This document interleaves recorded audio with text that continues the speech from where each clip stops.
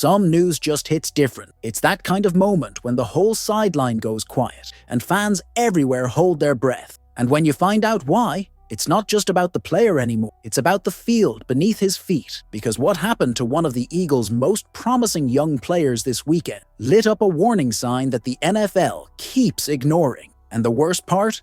It happened again. Same stadium, same surface, same story. The Birds were handling business against the Giants when the cameras suddenly cut to the field, and the mood flipped instantly. One of Philly's brightest rookies went down, grabbed his leg, and couldn't get up right away. Trainers sprinted out, players took a knee, and MetLife Stadium went dead silent. For a few seconds, nobody knew what was happening. Then the report came in. The player had been taken to the medical tent and ruled out for the rest of the game. A few minutes later, the name dropped, and every Eagles fan felt that gut punch. Quinyon Mitchell, the rookie corner who's been turning heads all season, sidelined with a hamstring injury. And here's the part that's got everyone furious. This wasn't caused by a big hit. It wasn't a dirty play. It was the field. That same awful MetLife Stadium turf that's been wrecking players for years. Mitchell's been one of the brightest stories of the season. Confident, physical, smart beyond his years.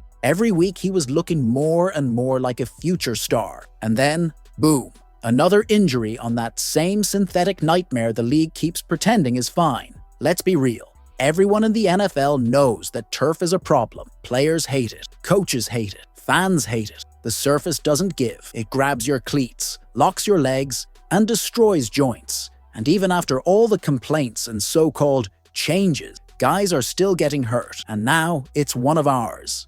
With Quinyon out, the Eagles had to roll with Adoree Jackson and Keely Ringo in the secondary. Both solid options, but you just can't replace what Mitchell was bringing. The kid's been locking guys down, reading plays like a vet, and proving exactly why he was such a high draft pick. Now, the team's hoping it's not serious. Sirianni said they'll take every precaution, and that's the right call. You don't risk a young cornerstone like that. Not in week 6, not on that field. But man, it's hard not to be angry, because this isn't bad luck. This is the NFL ignoring a problem that's been right in front of them. The MetLife turf has ended careers. Aaron Rodgers, Odell Beckham Jr., Nick Bosa, all of them went down on that same field. And every time the league says, we'll look into it. But nothing changes. And here we are again. Another promising player hurt. Another season potentially affected. Philly fans have every right to be pissed off. We're trying to make another run, trying to keep this defense together,